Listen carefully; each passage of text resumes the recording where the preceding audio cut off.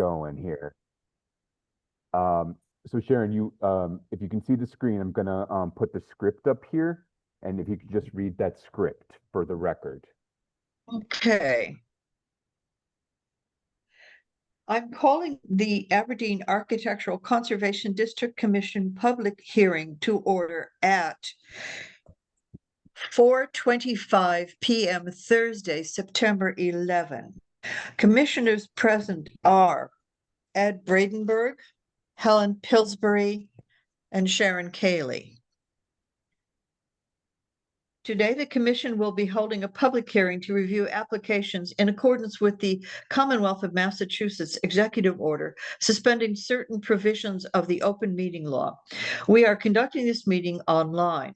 To ensure public access to the deliberations of the Aberdeen Architectural Conservation District Commission, the public may access this call through telephone and video conferencing. Members of the public will have an opportunity to ask questions and provide public comment on applications and discussions. To do so, please raise your hand in the application via the Zoom meeting platform. We will repeat these instructions throughout the meeting. Very good. All right, let's move on to the first agenda item here this evening, which is the ratification of the June 12th, 2025 public hearing minutes. You should have received those via email. Yes. I sent those over. I would put forth a motion to ratify them. I'll I'll second it. All in favor? Aye. Aye. Okay, Perfect. the motion is carried. Perfect. Okay, so next up we'll have is design review, which is our design review applications. And the first item on the agenda this evening will be 15 Braemore, and that's application number 260115 AB. I do see that a representative of the building is here to present today, and I see Bill and his wife. Bill, how are you? I just asked you to unmute. I'm good. How are you? Good, good. So, Okay. So why don't you just go ahead and explain the situation, what the ratification, what the situation, what you want to do, and then I have all of the graphics that we discussed the other week on the screen. Yeah. So is it possible for me to share my screen and just walk through the presentation? Yes, please, Bill. That would be so helpful. Okay. So I'll stop sharing, and I'll give you abilities to share. All right, go ahead. You should be able to share your screen at this point.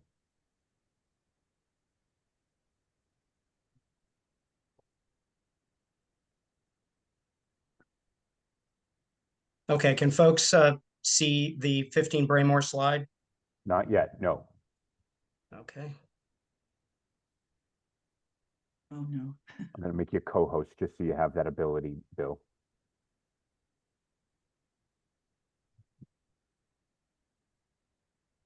Should be a green button at the bottom that says share screen. Yep, I did do that. Okay, try it again. There you go. Okay, great. Okay. Beautiful.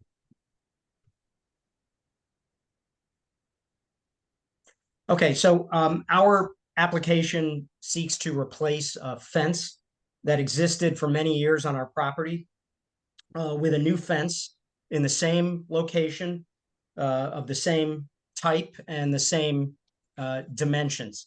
Our property is a Queen Anne Victorian home built in 1920, located on the south side of Braemore Road, about halfway between Comm Ave and Chiswick Road. And it's bounded on the southern side of the property by the Englewood apartments. In 1983, the property was converted into condominiums. Since that time, my wife Gina, seated next to me, and I have owned condominium number 1, which is a first floor street facing condo. We're the longest continuous owners at the property. Let me just go to the next slide, which, whoops, hang on one second. So this is a diagram of the property. You see Braemore Road at the bottom. North is to the bottom. It shows 15 in the center. We're bounded on the left by 19 Braemore, and on the right, 9 Braemore. And then behind the property is the Englewood Apartments, and you see a reference there to a 6-foot chain link fence that runs along all 3 of the Braemore properties at the rear. Our driveway is to the left of 15 Braemore, and then in the back of the driveway, we have a 2-car garage. When we bought into 15 Braemore in 1986, there was a 6-foot chain link fence that ran along the property between 15 and 19 Braemore. It remained there for over 30 years. And then in the winter of 2018 to 19, it partially collapsed and had to be removed. And you see it depicted where it was in red. And that is where we proposed to erect a replacement fence. Due to the pandemic and maintenance projects that we already had going, our property manager, Century Property, wasn't able to begin the work on replacing the fence until the summer of 2023. And at that time, Century retained Reliable Fence to go ahead and do the replacement. And under agreement with the contractor, we prepaid for all of the materials, including over $2,000 worth of 6-foot chain link fence, which is not the aluminum kind. It's the coated black vinyl coated chain link fence, and it's now rolled up behind our garage. When the contractor was about halfway through erecting the fence, they were ordered to stop work by city officials due to the management company's apparent failure to apply for and obtain the necessary approvals from this commission.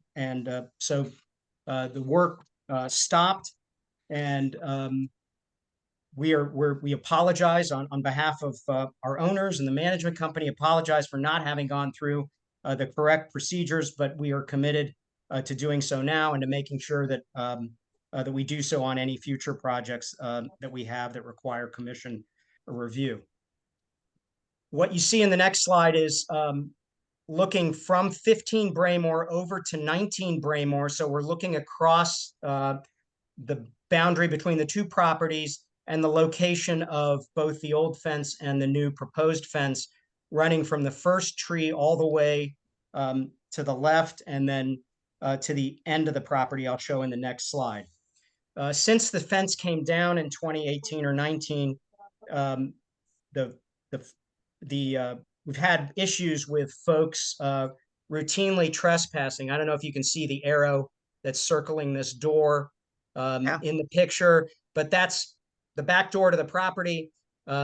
It's basically students and kids that live here, several units. I don't know exactly how many, but they basically come out of this door and go straight across, now with no fence, into our driveway. Their bikes are parked here. And this retaining wall, which is a really nice 18-inch stone retaining wall, has been damaged repeatedly by the kids coming over the wall and basically using our driveway as a shortcut. In the back of the property, you see more of the posts. These are the posts, again, that were erected in 2023. They're new posts. Again, they were erected before the project was shut down. And here you can see our garage, and the kids have come over also and managed to climb up on top of our garage and hang out there and smoke. We've seen them a few, and drink, as my wife says. We've seen them there a few times as well. These are the stakes that are still left over from the old fence, and we're trying to match the location of the old fence as best we can, in addition to the dimensions. This shows the rear of the property where vehicles are parked. You can see the fence with the green screen running behind the garage. That's the fence that I mentioned before that runs across the back of the 3 Braemore properties. There's also a stockade fence over here to the right that belongs to 9 Braemore that separates our property from theirs.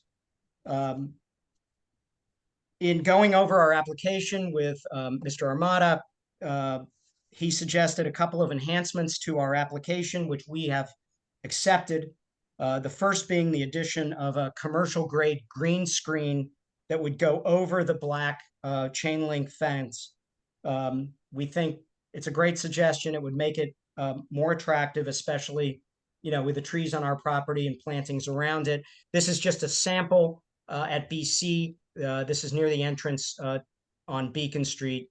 I don't know what the road is that runs around the reservoir, but it's at the intersection of that road and Beacon Street. And we actually already have a green screen behind our parking lot. This is the Englewood fence. They have a green screen on theirs as well. So we think it would tie in nicely with the existing green screen in the back of the property.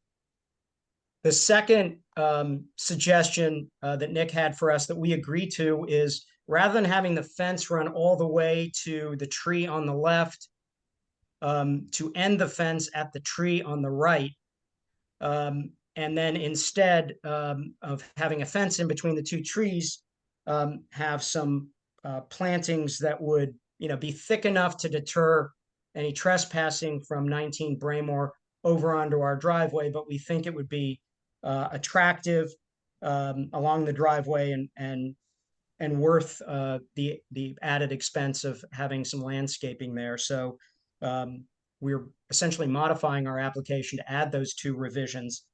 And that basically sums up our application, and I'm happy to respond to any questions. Okay, Thanks, Sharon. If I could just make a quick comment Yeah. before the commission deliberates. So first, I just wanted to thank the applicants for their transparency and their due diligence. They were very flexible during our conversations in kind of deciding a path forward.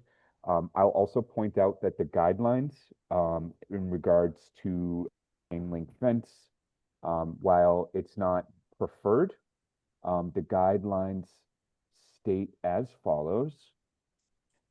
Plastic fences are not allowed and chain link fences are discouraged, but not specifically outright banned. If chain link is to be used, it shall be black vinyl coated, and lot lines that face a public way shall be lined with a hedge. So this is obviously a lot line on the side, and then they were willing to work with us to push the fence back and then add some green bush or some greenery that would encourage folks to use the proper channels when entering and exiting the property on the side of the applicant's property. In terms of the screening, that was one of the options that Bill and I had discussed. I would probably recommend the chain link fence without the screening, seeing Bill with the example. But staff is recommending approval based on the current parameters, working with Bill and his wife to come up with a solution to this issue. So that I will, I'll turn it back to you. The other thing is we were able to identify there were some violations on this property. There were probably 3 or 4. Bill and I went through each of these violations that were received over a number of different years, and we've determined that all of them are no longer violations, meaning there were some painting violations. The commission does not regulate paint on wood in this, so that is not a violation, so that was dismissed. Obviously, this issue here where they were installing the fence, that was a violation, so we issued a stop work order there, and that has since, you know, they're here for us to take care of that. And then there were some mechanical equipment boxes that were perceived mechanical equipment boxes that were on the exterior of the building in the areas of our purview. It was determined that one of them at least was a hose box, which is just something for a garden hose. So that one too has been exempt. So we are all caught up on all of the outstanding violations on this property, with the exception of one that we're reviewing today. So with that, I will turn it over to you, commissioners, for questions and comments. Bill, if you could just bring up that presentation again, Sure. just, in case the commissioner have any questions about any of your diagrams that you provided. So yes, so commissioners, back to you, and questions, comments, concerns. Well, I would like to open with a question to the other commissioners. And if you, Helen, or you, Ed, would like to commence the comments? I'd just like to get clarification. This is what we're looking at is BRAEMORE Road, or what is this, the paved area at the very front of the photograph? That's the driveway. That's the driveway. Braemore's to the left, if I'm So correct. BRAEMORE Road is like perpendicular to the Yes, driveway. So that's I actually took this picture Okay. with 15 BRAEMORE behind me, looking Okay. over across the driveway, and that's our stone retaining wall over to 19 BRAEMORE. Okay, so your address is 15, and that's looking at 9. Now I'm putting this together. Now I'm understanding more Yeah. fully that that's not your building, or that's the building of people who trespass onto your property, and Correct. this fence is perpendicular to the street to try to prevent that intrusion. Okay. Yes. Sorry. And let me show you that I'm glad you said this, because I think we're missing that element here. So let me show you the perspective from the street here. That's not included on Bill's presentation, but I'll show you right now. So here is number 15. Oh, This yeah. is the property. Yep, and then here is the driveway. So the view that you just saw is someone standing in the driveway here and taking the picture this way. So Yeah. that's what you see. The fence, and this is actually really important to this deliberation, the fence, the way it's proposed currently with me working with Bill, would not start until right back here. So it's quite a distance away Yep. from the street. The original intent was to bring it up to in between these two trees. Bill and his wife have agreed to push it back. So it's quite a distance away from the areas of our purview, and it's obscured a lot by the vegetation and then the future vegetation that we're proposing. So sorry for that little digression there, but just to give you an idea of what we're talking about here.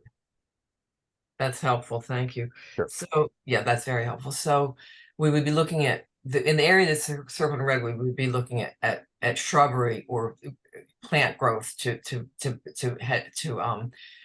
buffer the area. And then beginning with, and it is the black vinyl chain link fence is what meets the, as Nick said, not encouraged, but is allowed. So I have two questions about that part that would be the black chain link. As far as the green screen, how well does that wear? What's the like, will that start looking, can it get torn? Will it start looking ratty? And my other question is there a proposal to to plant any buffer or greenery in front of the fence, or would that area just be the fence with the green screen?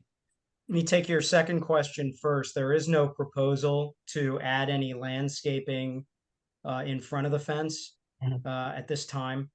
There is, if I can maybe go back to a previous slide here.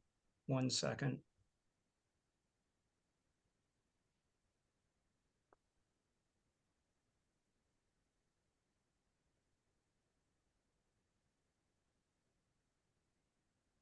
So there is a lot of vegetation towards the rear of our property, a lot of trees. The fence will sort of be weaving through those trees and probably be less visible back in this area. But we don't have any plans to add vegetation or landscaping. To your first question, I don't know, how long these screens last. I do know that the idea here is to get a screen that is comparable to the one that we have behind our property. So this screen was installed pre-pandemic. It's still in good shape, and I think the way we want our property managed is if it becomes torn or unsightly, we would repair or replace it because we do not want our property to be looking like that. That was actually my next question. Is it something that's almost kind of like a sheath that goes over and can be replaced if it becomes worn or damaged or torn or whatever? Yes, that's my understanding, that it's Okay. fairly simple to cut out a section and replace a section, and then bind that section, with the appropriate hardware to the fence. So I don't think that is a big deal. If something were to happen to it, we would certainly take care of it.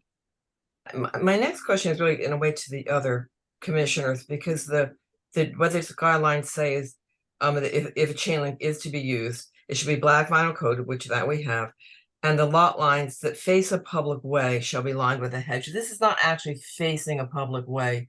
So it seems to me the fact that it kind of wends its way through vegetation is perhaps an acceptable replacement for it being lined with a hedge. The fact that it's not actually, it's visible from a public way, but it's not actually on the borderline of the property facing the public way. And it does seem like it has some vegetation that will somewhat obscure it. So I just want to throw that out there to see if other commissioners, think along those same lines. But I have one last question. This is more like kind of almost administrative, but is this a condominium building? Yes. Like, what is your ownership relationship to the building as a whole? So we have 6 units, and my wife and I are 20% owners of the building, and the trust has 3 trustees. Obviously have fiduciary responsibilities for the building, and I am one of those trustees, and the 2 other trustees are also on this call, Tom Vagonis and Donna Suskowitz. Okay, that was just my concern, that this is being done under the aegis of the condominium association and not just an individual unit owner, so that there wouldn't be any issues, That's correct. of the legality or admissibility of it, in terms of actually going forward. Okay, thank you. That's helpful. Those are the Very comments. comprehensive, Helen. Ed, do you have any observations? I think that the solution with the vegetation in between those 2 trees is great. Definitely in front of your house, you'll barely see the fence, especially the back part is already obscured by the trees, and then the front part will be the bushes instead. I think in front of 19, if you look from that angle, looking sort of back towards your house, there'll be a little section that's viewable, but it seems really small and as opposed to going all the way to that front tree. So I think that the vegetation is a great idea, and then it adds a little bit of green to the neighborhood too. So it kind of solves a couple problems there. So I think that the proposed solution I think is great. Actually, I have to agree with both of the other commissioners. And I would just be repeating their very insightful comments. Nick, if it's okay, I think we can move to public comment unless you recommend another action. I think that's perfect. Yeah. All right, so public comment, members of the public will have an opportunity to ask questions and provide public comment on applications and discussions. To do so, please raise your hand in the application via the Zoom meeting platform. We will repeat these instructions throughout the hearing. Okay, Sharon, did you want to limit the amount of time for public comment? You can typically. Good idea, yes. No more than 4 minutes. Okay. Per. I think that's fair. More than fair. Okay, first up we have is Pam. Pam, go ahead and unmute yourself. And Pam, just for the record, I do have your written public comment, but I'll let you speak to it today. Okay, the reason I'm here is I was not sure you had received it in time. Okay. Number one, it would have been nice if the trustees shared their plans with the other owners. It sounds like they've historically not done this, which is unfair to us. It sounds like the improvements you suggested, Nick, are good. So question number one is, they already illegally put fence at the front. So is that not, it's still there? Is that going to be removed? That's not part of this conversation. We can explore that conversation at a later date, but right now we're talking about the current proposal. Well, why I'm asking is, you're talking about not having a public view. There's post to put the fence in, but the only part that's actually standing is right by the street. And people were having questions about that and didn't want it at the street. That is still there. They laid the post to build it all the way to the back, and it veers onto the other people's property. It's not a straight line like shown in that diagram. So the neighbors had planted a garden. There was never a fence there since I've owned. There was metal poles where there had once been a fence. And when the man was trying to remove stuff, he got stung by wasps or hornets. I remember, I saw this. But we never had a fence there since I've lived there in 1998. But in any case, we should not be building onto their property into their garden. So I think that section in the back needs to be looked at. Fine to have plants and all that, that's great, because you won't see the fence as much, but it doesn't go straight, it veered onto their property. All right. Any other comments? Just that, to me, ethically, the trustees should be submitting plans to the owners and discussing with them before applying for permits, etc. And I personally notified the trustees numerous times of the requirement to go to the Aberdeen Commission. The Century property was never involved in that. The trustees were aware they were supposed to apply for permits. They chose not to. Okay. Thank you, Pam. You have Thank about you. a minute left if you have any other final comments. No, that's fine. Okay, thank you very much. Okay, commissioners, I'm not seeing any other public comment, so we can end public comment here. As a reminder, the commission does not get involved with property disputes, and whether or not this was approved by an agency that is not the Boston Commission is also not our purview. That should be handled internally. We have no purview there. So just a reminder, we can only regulate things that are visible from a public way. And yeah, that's where we are. So I'm not seeing any other public comment, commissioners, so I will turn it back to you for additional deliberation and a motion. I'm sorry, but I just remembered I had one more question I meant to ask, because this is going to the guidelines, which say that, and we didn't discuss this, I don't think, new fences should not be higher than 42 inches. What is the height of this fence? This is a 6-foot fence, just as the old fence was 6 foot. And as I mentioned earlier, the chain link fencing was pre-purchased by us and already paid for, and it's sitting on our property ready to be installed. Okay, thank you. Well, I mean, I realize this is like it's not bordering the property. It's not bordering the property along the street, Yeah. Street Yeah. line. Correct. So Helen, I think this is a really good question. So ultimately, you guys do have the authority to approve whichever height you prefer. What I will say that this is significantly set back from the street, Right. especially with the modification that Bill has agreed to in terms of pushing it back even further and installing vegetation. However, it is within your purview if you wanted to request a lower fence height. However, this is significantly pushed back. It's staff's opinion that this is a fair compromise. Right. I'll note that it's a should, not a shall.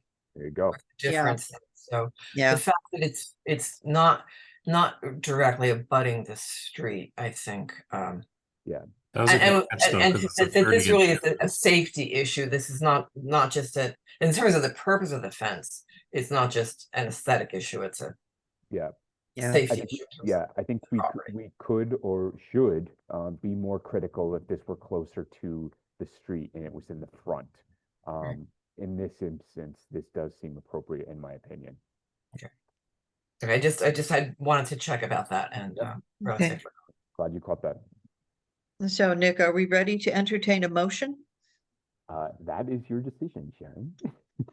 Well, the chair would like to solicit a motion from the other commissioners. Frankly, I'm more verbose than you are, so I'd like to ask you to start. I would put forth a motion to approve with the putting in there that the fence is pushed back to the second large tree. And then in place of the portion of that fence, the Japanese thornberry or another planting that is appropriate is put in that area. And yes, I think those are all did I miss any provisions? The green sheath thing, The green, yeah, the and green. maybe just in terms of that planting, maybe say reviewed by staff. Yeah, I was gonna say, Yeah. I think I misspoke in the comments. Thornberry is actually invasive in the Commonwealth. Oh. So Yeah, I it would is. recommend Japanese barberry, which is not invasive. Yeah. Then I propose right. the plantings as recommended by staff. Thank you. And are we doing Alright. the screen or no screen? Sorry. I think seeing the screen that Bill's providing, I would probably say no. I would recommend that we amend it to not the screen. I think frankly, the vinyl coated chain link would be less intrusive. I agree with that, actually. All right, so based on our just discussion, I will second Ed's motion to accept, subject to final review by staff. All in favor? Aye. Okay, the motion is carried. That's Bradenburg, Pillsbury, and Cayley. Terrific. Okay, Bill, you guys are all set. I will send you an approval letter in the next couple days or so. In the meantime, if you have any questions, just let us know. And just a friendly reminder that anything visible from a public way, including landscaping alterations, does require review and approval by the commission, okay? Understood. Thank you all very Thank- much. Great, thank You're you. welcome.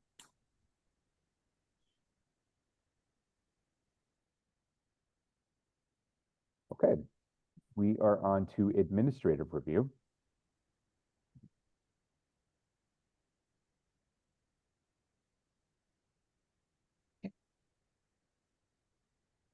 All right.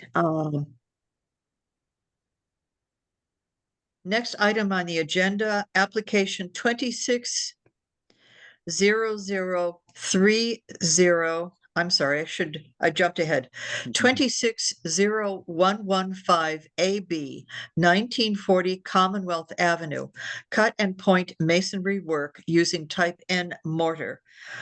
And application 260030 AB, 4 Chiswick Road, replace of 7 6/1 windows within the unit with 6/1 with an applied exterior and interior muntin bars, double hung units with wood interior and extruded aluminum-clad exterior.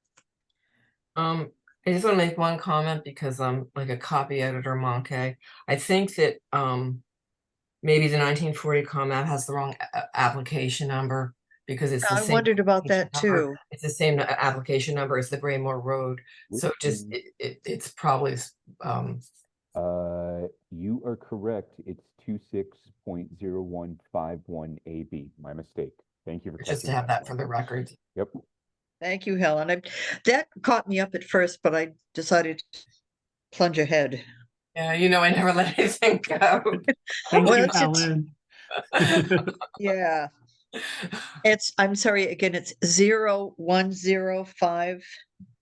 0151 AB.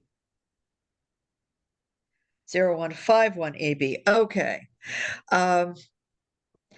I probably should have separated them, but the cut and point masonry work using type N mortar, I assume that is consistent with guidelines. It is correct. Shall I take a vote on that or go ahead with the next one? You can vote on them en masse. All right, in that case, then the replace of the 6/1 windows that appears to be consistent with guidelines as well. Correct. We Any have comments? This is the same window that's been approved at this Right. property several Yeah. times in the recent we've past. seen Okay. that property before, yeah. All right, in that case, then I will entertain a motion to accept as presented. I'll second that. All right, all in favor? I Aye. Motion is carried. Terrific. So Ed and Sharon. Got it. Okay. All right. So staff updates quickly. Not a lot going. Well, I mean, we're getting into the fall months, so we're getting a little slowed down. But just a friendly reminder, if you do not plan on attending the hearing, please notify staff as quickly as possible. We've been asked to keep track of when there are no call, no shows. So not a big deal if you have to miss a hearing. Things happen, life happens. But just make sure that you tell me as soon as possible in advance. The other thing I just wanted to comment on and let you know, this is also in Brighton, but outside the historic district. So 344 Washington Street, which is a National Register district in Brighton Center. There's a big development happening there. It does not impact any historic buildings in terms of demolition. However, it will impact the surrounding area in terms of the design. So staff, myself, has been working with the planning department to develop a design that will be sensitive to the historic surroundings of Brighton Center. But just letting you know that our reach is wide and vast, and though we don't have legal purview, we do often recommend design changes for projects that are in National Register districts. So just wanted to give you guys a heads up since this is a Brighton project and we are working on that closely.